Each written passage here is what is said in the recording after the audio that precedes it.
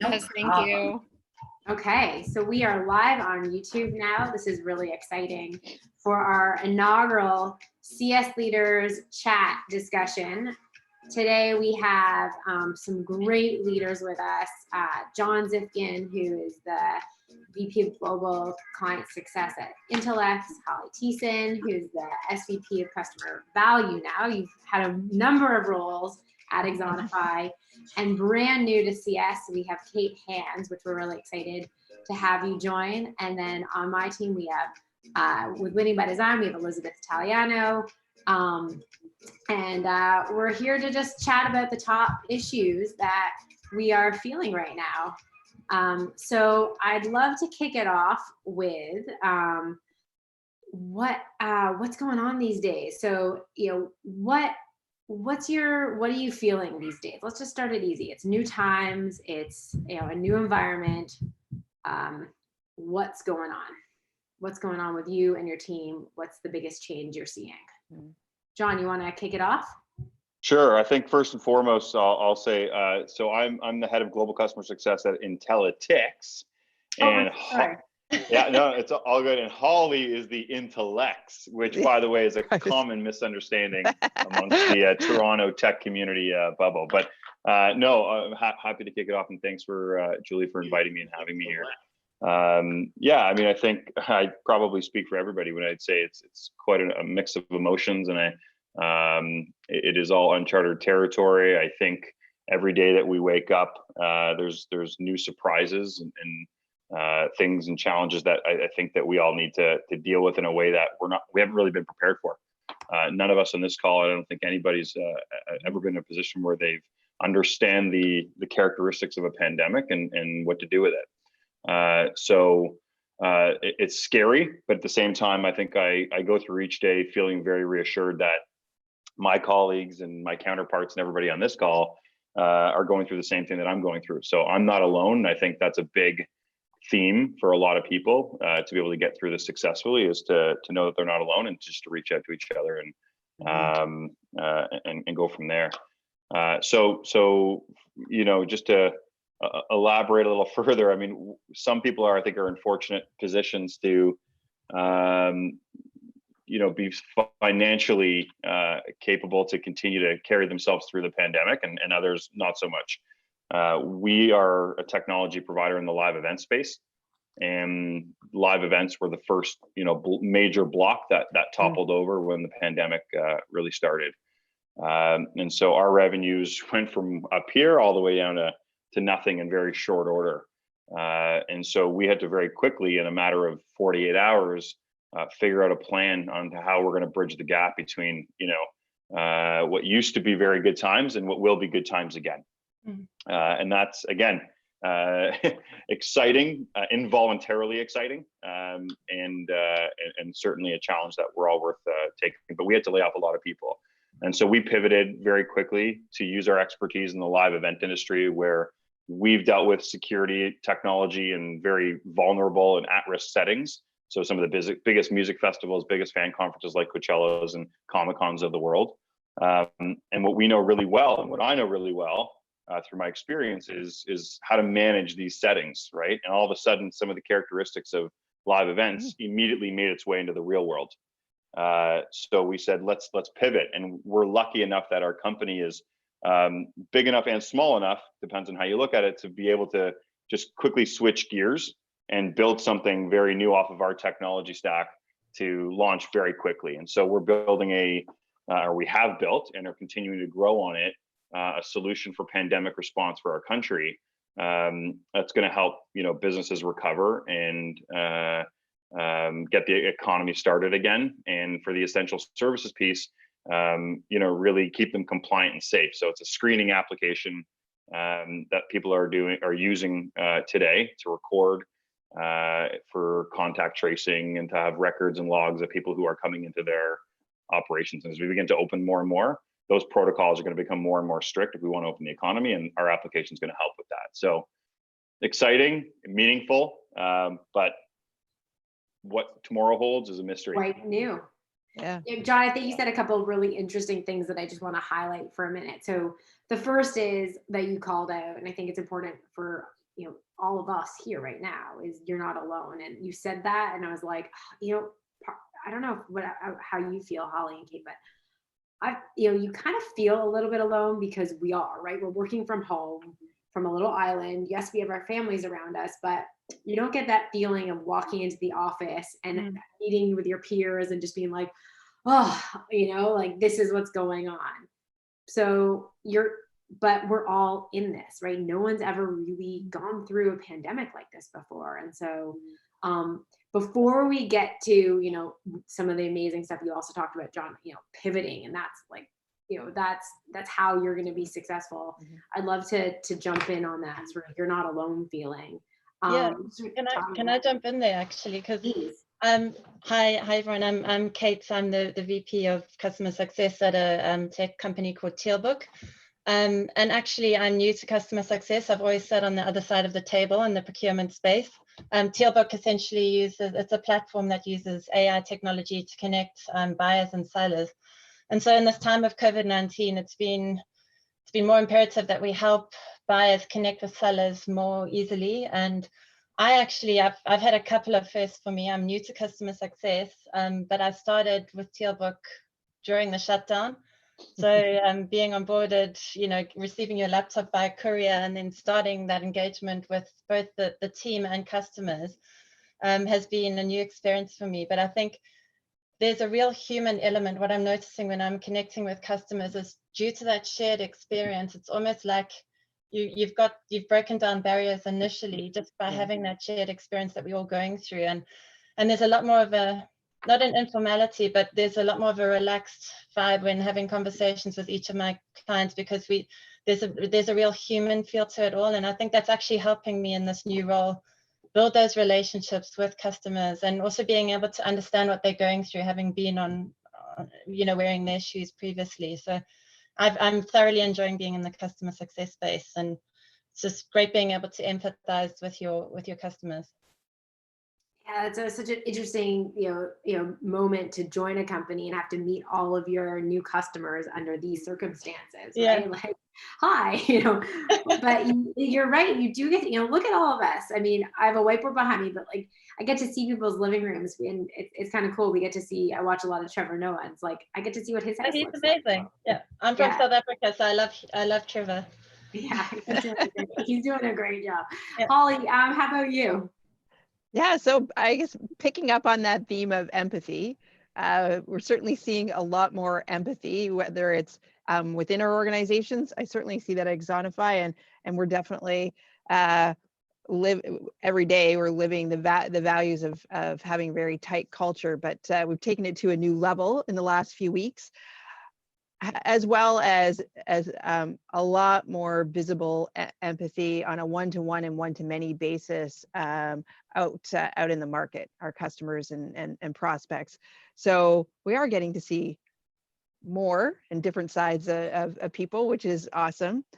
I've also seen lots of creativity within the team and with customers, and I think John's example is awesome, right? Like, think of that pivot and the creative thinking that went with, we're doing this and now we're doing this.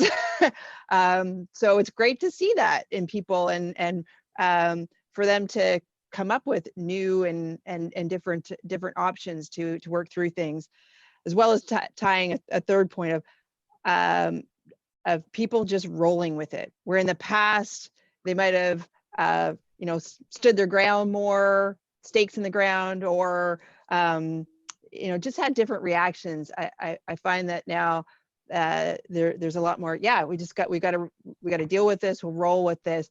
And again, just different dynamics of how people are behaving and operating, which I think is pretty different in the times that we're living in. You have to be creative in how you're managing your day to day. Yeah, it's changed so much. And also, I mean, what I'm hearing a lot from our clients and from other executives is, especially in the world of CS, like we're used to doing our job somewhat remotely, right? We're used to doing lots of our calls and meetings remotely, but we are an in-person meeting culture as well, right? So we'll go out and we'll have dinners, we'll meet our customers live in person. So that definitely, for the really important meetings, that's had to change. But what we're not used to, like we're used to our teams sitting together. And so now we're distributed. And so keeping that culture alive, you know, Holly, I'd love to come back to you on something you just said is, you know, you said that at Axonify, you have this really tight culture, and can you talk about some specific things that you're doing that has helped the culture and the empathy across your organization? Yeah, sure. So at Axonify, we're about 200 people. For the most part, that group is in the Kitchener-Waterloo area, so just outside of Toronto.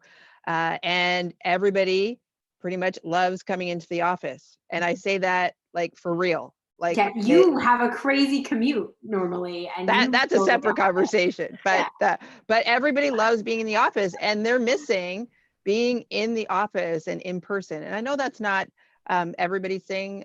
You know, other teams work remotely and they're used to that, but it's just been a big shift. And so the fun things that are happening go from just more all company meetings held by our CEO and co-founders to keep the communication lines open. And that's not just Carol Lehman talking about like what the update is, but it's taking questions, and they're fun questions from people across the company, because Carol does Ask Me Anything, AMA time, and she does get anything. But that just like people are real. We've got groups on the CS team who actually play euchre online together once or twice a week. They're actually spending more kind of just personal time than they ever did, and connecting in different ways like that. We've had talent shows. So remote talent shows. Yep, exactly. And that's like pretty funny. Yeah, like there's some really talented people across the company, and they were sharing little bits of that before, but I think there's just a lot more sharing of who these individuals are outside of the office, which you know is special, and bringing the team together, not physically, but in a different way now. Okay, yeah, so I'm sorry, John, I totally want to get to you, but I want to give you all a heads up. At some point, I'm going to be asking you if you had to perform a remote talent show, what would talent be? I'm going to give you a little time to think about it. Okay. So John, thanks for the heads up. Yeah, heads up is important here. John, sorry, I cut you off for a minute. No, I just on Holly's point, I think in learning about people, I think on the opposite end of this, you know, not to make it a bit more serious, but this is an opportunity to really understand people, but from the impact that this pandemic's having on them. It's so easy to separate the work environment with personal life, and everybody's going to be affected by this in one way or the other, some more than others. And so I think for our teams to be, you know, high impact and delivering, and also just from a retention standpoint, right, working for companies and people that care about you. This is an opportunity to understand how they're doing, how they're affected by this. They may not be personally affected, but they know somebody who's affected, and that could affect them. And people are scared, ultimately, is what's going to happen. And so I think for us to continue having that great vibe, it's all well and dandy. We have talent shows, and we have a happy hour on Friday now where everybody's drinking at 4 o'clock. And that, you know, like that's never happened, of course. And so it's nice to have a drink with somebody remotely, but this is an opportunity for us to band together, and part of doing that is just understanding how people are affected and being empathetic towards their specific case. You're spot on about the serious part of it, because we can all get caught up in, oh yeah, we're doing these fun things, but when I think about what's going on, I think about our people and their mental health, and some of them are really struggling across the team, and you know, customers are impacted with their folks. More than half of our customers are retail grocery customers. So some of them are completely shut down and dealing with those challenges. And some of them are flat out, like the grocery stores, and their frontline staff are stretched to the max. So there's some real serious people issues that we're all working through in different ways. And we can't lose sight of that in the day-to-day, where we're trying to create some fun and connection as well. So it's an interesting challenge, right, John? Absolutely. Yeah. I'd love I to had a hear question come through LinkedIn, and the question is, they're looking for everyone's perspective on executive outreach. So when you're looking at your customers and chatting with your customer base, what tips do you have for executives in reaching out to other executives and customers? John, we'll start with you. Yeah, so are you talking about the context of having executives reach out over the top of what would be a traditional CSM team? Yes. Is that, Yeah, that's what I'm taking from the question, yeah. Yeah, so I mean, I think more importantly, I don't think it's necessarily just about individual reach outs. You know, Julie, I saw something in one of your videos just around understanding the market, but understanding your customers, what they're thinking. This is I mean, for us in particular in the live event space, as I mentioned, you know, a lot of their livelihoods are wrapped up in one event that happens annually. And so you don't have that event, you lost your entire potentially your entire sources of income. And the future of those events may not be around. So I think this is an opportunity for us to reach out to customers to let them know that we understand the impact. I do believe, you know, firmly that we should have executive outreach. I think it's every company is different. So I think it's important for them to dissect whether or not they need to do it on an individual basis. But absolutely, I think top-down communication on we're thinking of our customers and we're thinking long-term about our customers. We're not thinking about, you know, today necessarily. We want to help them rebound and help them get out of this long-term, to take some of that pressure of like, how is our relationship, right? Is it going to be very commercial? Or is it going to be very relationship based, right? Because it's easy to try and put in tactics right now to try and get revenue as a stopgap solution now. But what they want to know is, how are we going to ride this out together in the long term? I think if we can convey that message to them, people are going to feel comfortable and they're going to stick around. So it's important. Yeah, I think that's really helpful. As you're answering that question, you know, around executive outreach, is either, you know, that or also, what are some other specific things you're doing right now to make your customers feel like you're there to support them? So Kate, I'd love to, you know, you're having a ton of customer calls right now, both introducing yourself and meeting them the first time. And I'm sure this is a hot topic. Yeah, there's a couple of opportunities there. I think over the years, Tealbook has enhanced its product offering. So we've done a bit of a pivot. And so one of the challenges is taking some of our older customers and getting them to go on that journey with us. So looking at how they can extract the most value from Tealbook by broadening the horizons on actually what's available. So that's one angle. And then obviously, due to all this COVID-19, what we've got some brilliant use cases of companies using us to really identify supply disruptions. So looking at supply chain where there's potential disruptions and how they can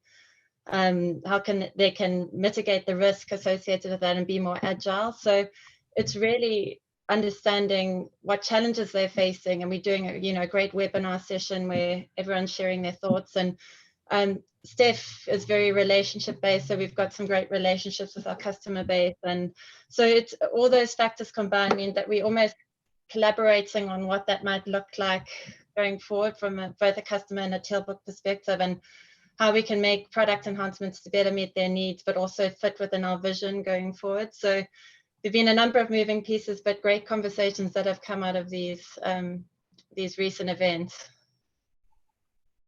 Thank you. And Holly, how about you? Yeah, I would echo the great comments from Kate and John, and just layer in, you know, there is no one approach to the executive outreach. As John said, it just depends on your customers and your situation. What we've done is really look at how we can be authentic in that outreach. So who is calling on who at a particular customer, and what's that conversation look like? And we can do that to a certain extent because we've got about 200 customers and we can get our arms around them. You have to be able to do that at scale, but you pick your places. And I hear empathy a lot, and I would just be authentic in whatever it is you're going to do, and do it, like, because that executive outreach is important. Yeah, I love that. So, you know, do it. You know, don't just talk about it. Actually think with them. It's interesting. I was just chatting with the whole executive team, and we did a bit of a workshop on, how to actually have these conversations, because, as a head of CS, this is sort of second nature. It's like, oh, how many customers do you talk to in a day? Between 10 and 20. This is very second nature to you. But maybe your CEO, or maybe your head of engineering or whatnot, they're not as used to it. Even your head of sales is often used to talking, not necessarily talking to customers about how they're using the product today and how to get more value from it. And so even just helping to coach them and being real about the fact, hey, you know what? Even though you're an executive at this company, it's hard to pick up the phone and call customers. We recognize that, and giving them some tips and strategies on how to make the call customer centric, effective for them, empathy, but also driving value. That's important, and it might be a little bit less intimidating. And we often forget that executives can be intimidated.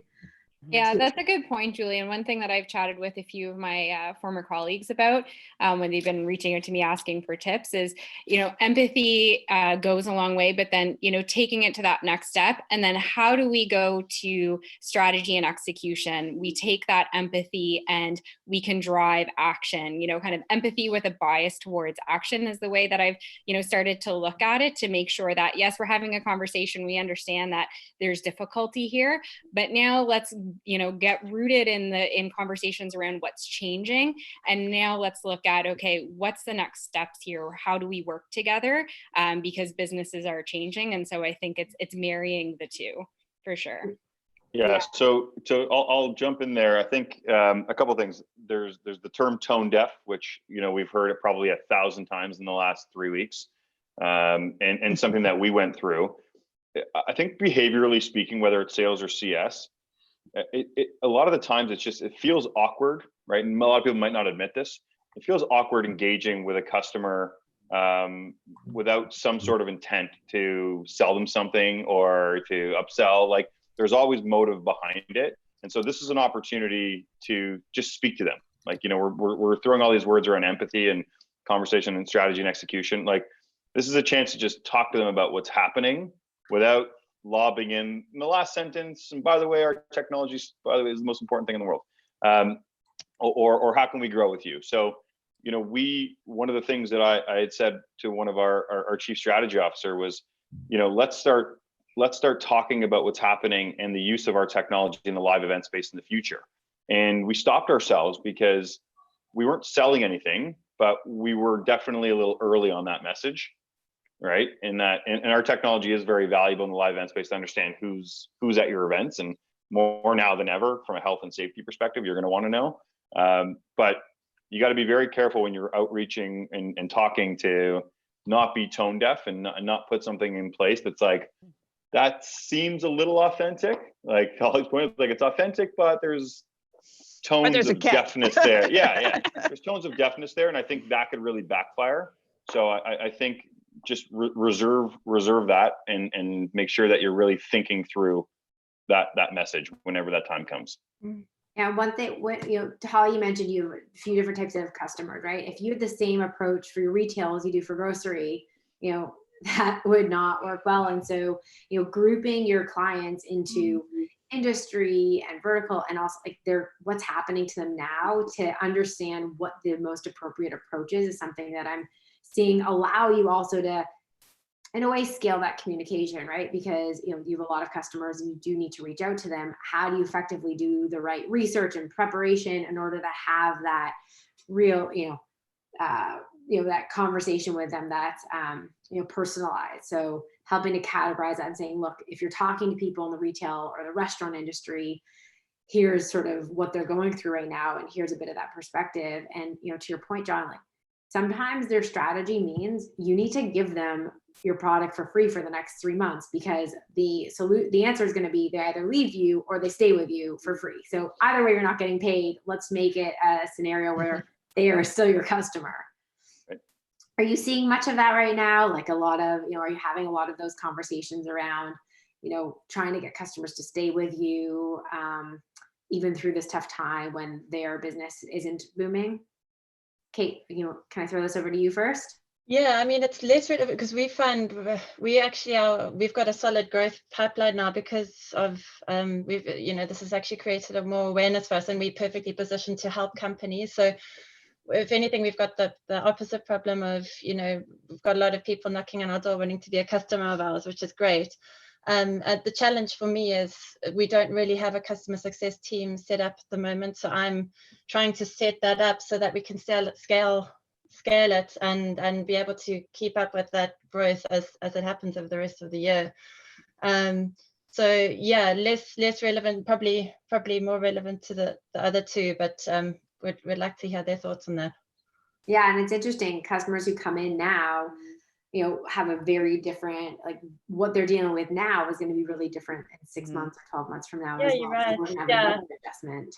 And then you talked about client segmentation. It's so important, I think, to do that. And you know, like you say, you can then tailor the way that you interact with those customers according to their needs and why they bought into that product. Absolutely. Holly, how about you? Yeah, for sure.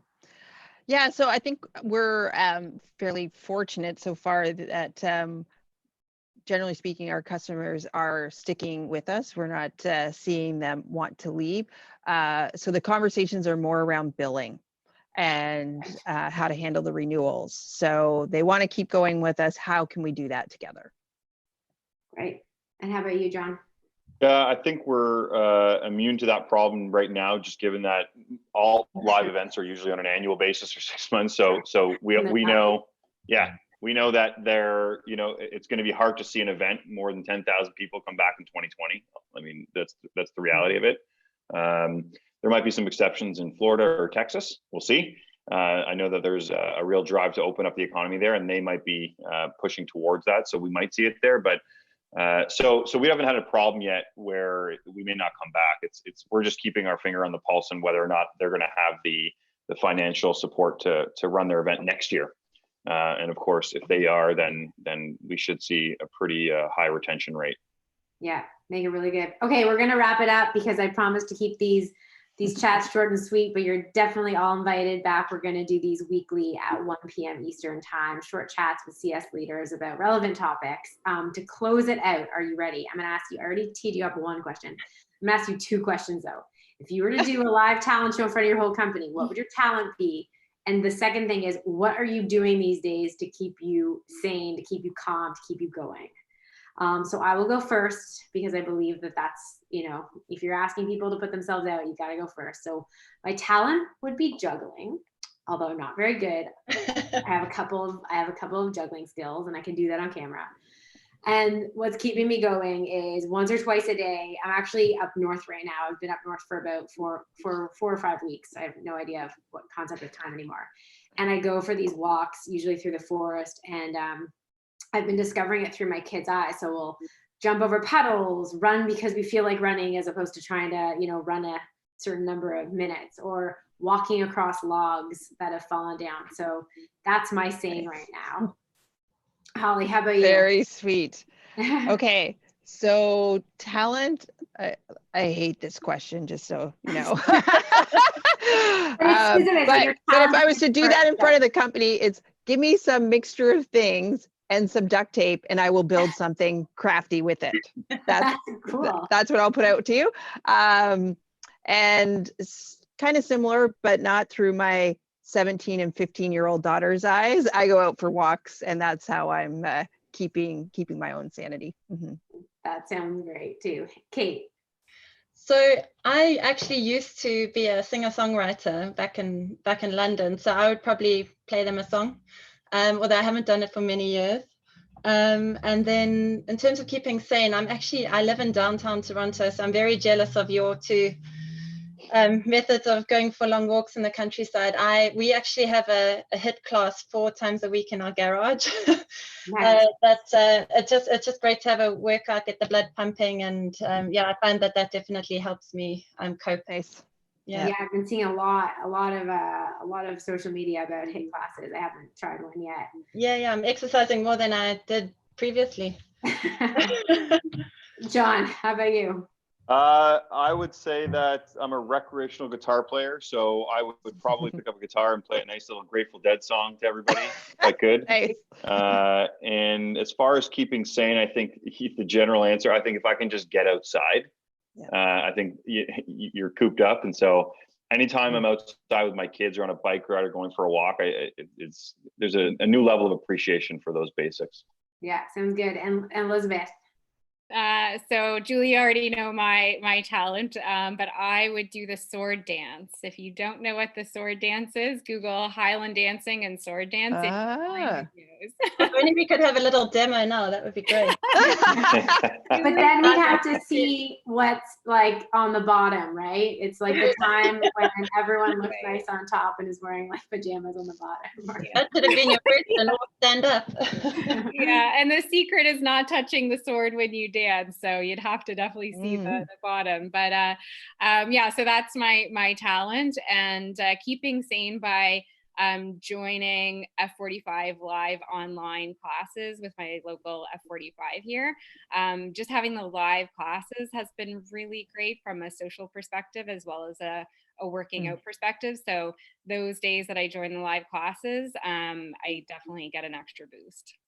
Yeah, so it sounds like we're all keeping sane by keeping active, which is good because I'm also baking a lot more, so we got to keep it. Banana bread. Nobody said wine. Yeah, I need to be drinking more wine. That has been my discovery. John, Holly, Kate, it was so good to see some of you again, meet you, Kate. Good luck on your journeys. I hope that, if you want to join for another talk, would love to see you here again. We'll talk about some other things that are going on and stay well and keep taking care of yourself. Yep. Lovely to meet you. Stay well, everyone. Bye. Stay safe. Bye.